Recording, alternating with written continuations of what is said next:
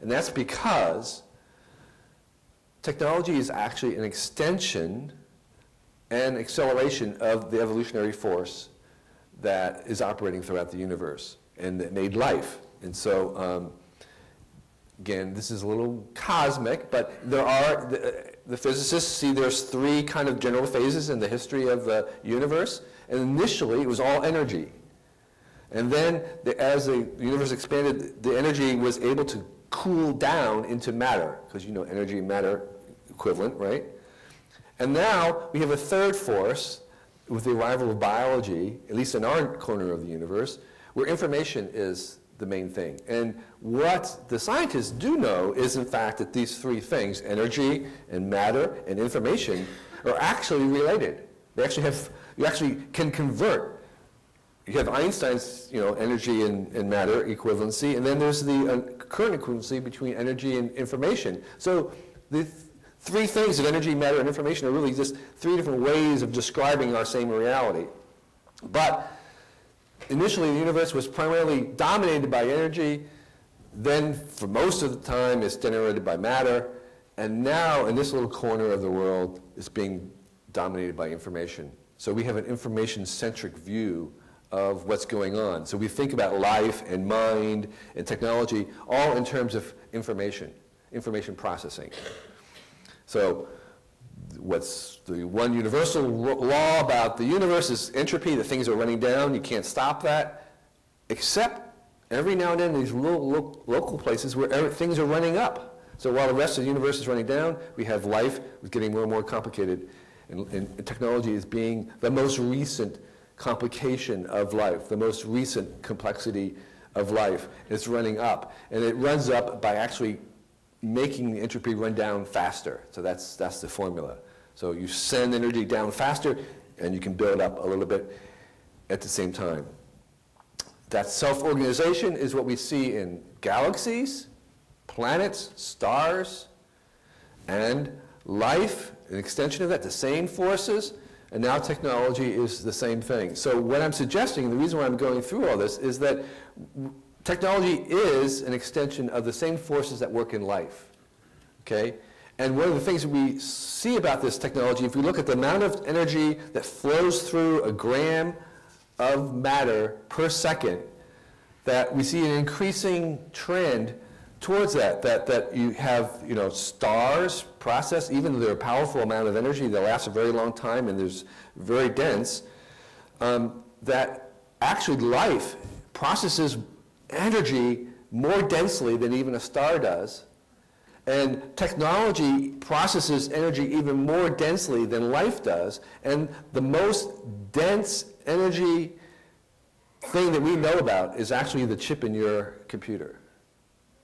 It is processing energy. It's so dense that if it was any denser, it will melt. In fact, that is one of the challenges in building new computers, is the heat generated by computation is so intense that it will melt the whole thing. And so this heat dissipation is a real issue in designing these computers as they get smaller and smaller. And that's because there's nothing we know in the universe that is as dense energetically as your computer. And so this is on a kind of it's on an evolutionary progression from stars to life to technology. And so we can look at where technology is going by saying it's going to become more energy dense. That is what it wants. That's a trend in technology. So the things that we make will process more energy per second per gram. That's where it's going. So there are other things we can add to the same thing about the long course of life. What happens on the long course of evolution? Well, it's always going towards more complex things. It's going towards more diversity. It's going towards more specialization. Cells start off general, they become more specialized. So we have 250 different kinds of cells in our body. We have liver cells, we have skeletal cells, we have heart cells. The first cells were just a cell, it's a general cell. Okay? And we see increasing tendency towards mutualism, meaning that at first life was only surrounded by other inert rock and things that were not living. But now there's lots of life that's only surrounded by other life. It needs other life to live. It's symbiotic. There are cells in your gut, bacteria, that have never experienced anything but other life around them. So we have a sense in which there is more and more mutualism in life. It requires more dependency. It's more dependent on other things. And there's a drive towards ubiquity, making it common, towards evolvability, meaning that as life goes on, it also increases its ability to evolve, which is a really key thing because this is what technology is about. So I'm suggesting that the same things that happen in life, in evolution, also happen in the technical realm. That the same things that we're seeing is that technology begins very simply, very general. You have a camera, and then you get specialized versions of those cameras. You have a spy camera, a panoramic camera, becomes more specialized over time. You have technology becoming more diverse. You have technology becoming more ubiquitous. You have technology depending upon other technologies, more mutualistic. You have technologies increasing the ways in which they can change and evolve.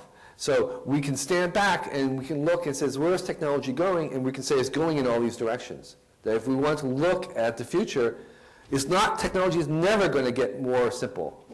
It's going to get more complicated. It's going to be more complex. You can count on that. It's going to become more diverse. The idea that we have actually a single device that does everything, not really. Okay? And it's going to become more ubiquitous, and it's going to become more changing faster. It's going to become more energy dense. And so all these things are where technology is going. And in the same way, again, like the proliferation and diversity of life, we can see, these are different spark catchers arrayed as if they were kind of organisms in the 18th century. And we see increased diversity in technology. We see specialization. Your hammer becomes many different kinds of hammers. And the way I like to think about this now is that we have 6 kingdoms of life. In a certain sense, technology is the 7th kingdom of life. Okay? It's something that came up from mammals. It's now the 7th kingdom of life. It's an accelerated version of what we have produced on the planet so far. So, in fact, we can actually trace the development of these helmets as if it was a tree, and a genealogical tree. So, in fact, this guy here, he's an evolutionary biologist that worked with Stephen Jay Gould, Niles Eldred, and his specialty is tribolites. He actually collects coronets, and he showed that the development of different forms of the coronets actually could be mapped out like a genealogical tree. But then there was something different about that there was very similar, but there was one chief way that was different. One chief way that technological evolution is different from biological evolution, and that difference was the fact that old ideas didn't die, that you couldn't go extinct, that there was lateral movement rather than all vertical. You could have a continuation across time because someone would go back and find an old thing and bring forth that idea into the new.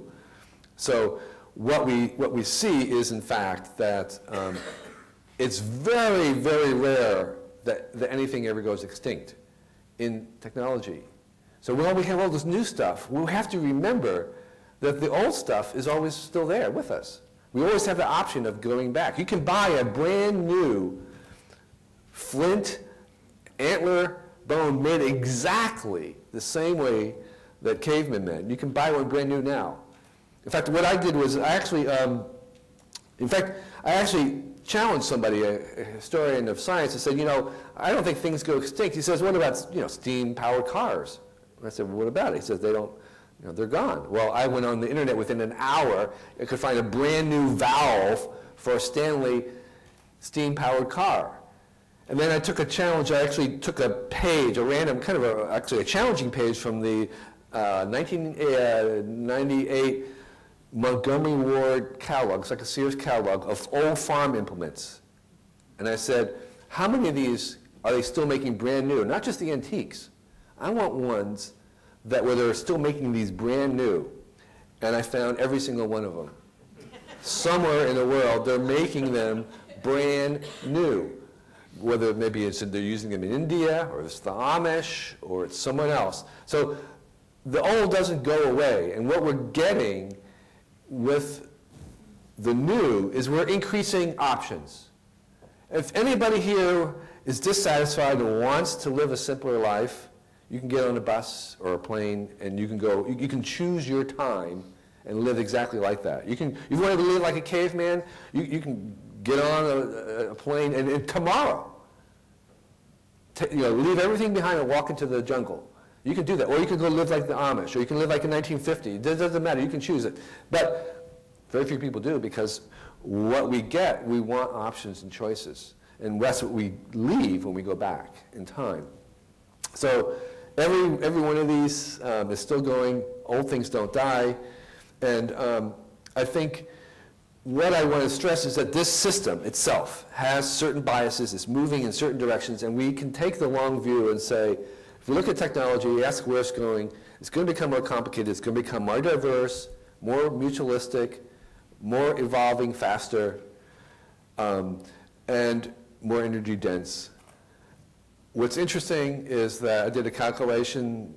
About 3/4 of the energy that we use today is used to basically service our machines and not us physically. So 3/4 of the energy used in the car is using to move the car and not you, in a certain sense, because of the weight. You're just a minor part of what the car has to move. And the refrigeration, the heating elements, all these kinds of things. So in a certain sense, a lot of the power that we're using right now is being used to service the technium itself. Okay? So there's one sense in which technology is selfish. It wants to increase its own thing. Sometimes we have that sense that actually we're doing this stuff and what's benefiting is technology, the whole technium as a whole. It's just getting bigger and bigger. It's doing well, and we're just its servants. But at the same time, there is a very clear sense in which technology brings us things. It's serving us with choices and opportunities. And it's giving us freedoms that we had not had before. And I think that kind of dichotomy between the two will never go away. We are both the slaves to technology and its masters. We are both the children of technology, because we've made ourselves as technology, and we are the parent. And so that tension will always be with us as we go into the future, which means that 100 years from now, 1,000 years from now, people are still going to be wrestling with the fact that the technium is sort of driving them. At the same time, it benefits them, and so we want more of it. And so that tension is never going to go away. We're always going to have that. But we put up with it because what it brings us is so desired, which is choices. One of the things I found out about the inventions of technology is every single one of them was simultaneously invented. There's nothing you can think of that was not invented 2 or 3 times at the same time by other people independently. Okay? It's just the natural thing. The telephone, the patent for the telephone was not just by Alexander Graham Bell, but 3 hours later, this guy Gray made a patent for the phone within 3 hours. Evolution itself was discovered by 2 people independently, Darwin and Wallace. And any idea that you can imagine has multiple, like light bulbs, for instance, were discovered independently by 3 or 4 people, not just Edison. Edison was the first inventor of the light bulb.